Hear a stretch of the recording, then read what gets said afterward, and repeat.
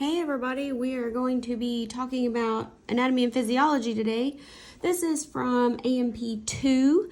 In the first unit that we do, there's two chapters, chapter 18 and 19, on blood. So first of all, let's just talk about blood.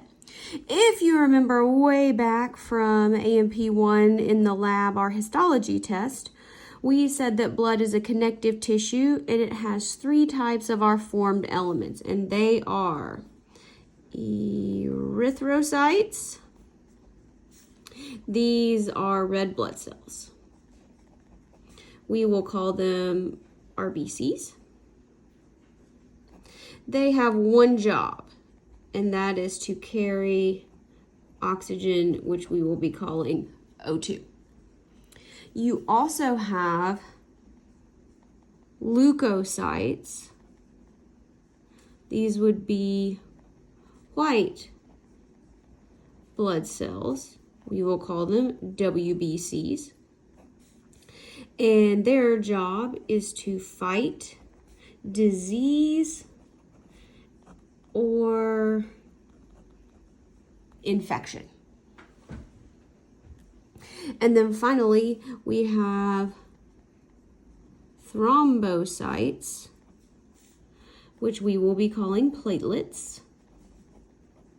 And they are very important in blood clotting. Okay, so blood obviously goes through your body through blood vessels. So let's start with the heart. So we're going to start with the left side of the heart. Blood gets pumped out of the left side into our arteries. These are going to have oxygen-rich blood. Then it goes into the capillaries in the body tissue, and it does two things. It delivers oxygen and other nutrients, and it picks up waste and other debris.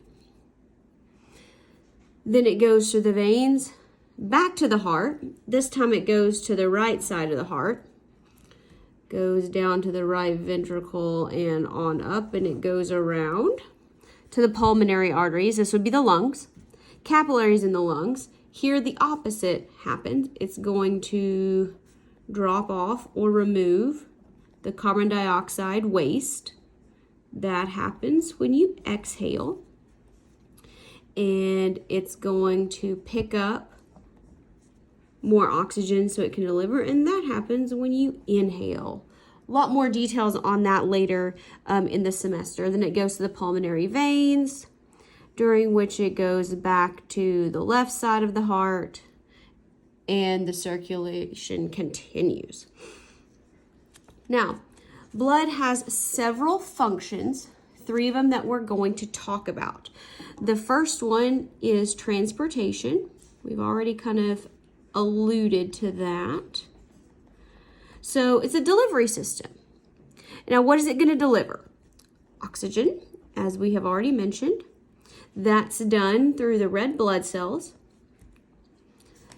They pick up the oxygen in the lungs. They're also going to get some nutrients from the digestive tract, and they're going to distribute that throughout the body. It also transports metabolic waste or wastes from the cells to places where it can be eliminated or removed from the body. And this may be in the lungs, the kidneys, or the liver most commonly. And then the last function, transportation, is that of hormones. Just write it down. We have an entire chapter on that later. The next function of blood is regulation. Regulation. So we're going to regulate body temperature. And so it does that by vasodilation, that would be opening, or vasoconstriction, that would be closing. Not completely closed, but to a degree. It regulates the body's pH. That's how acidic it is. So proteins that are in the blood, they act as buffers to help keep that pH constant. We talked a little bit about that in the A&P1 lab. You might want to review that video that I have. And then finally, fluid balance. We get water from the digestive tract. We also lose water through the skin, sweating, lungs. If you ever notice when you exhale, you can actually feel a little bit of moisture. And there's just a constant exchange of fluid in the capillaries between the interstitial fluid, so the fluid around the body cells, and the blood. And then our final function of the blood that we're going to talk about is protection. So 2 things. It prevents blood loss through clotting. And it also prevents, ideally, or it fights infections. And that's done with white blood cells and the immune system. So clotting, that's going to be platelets and other associated compounds.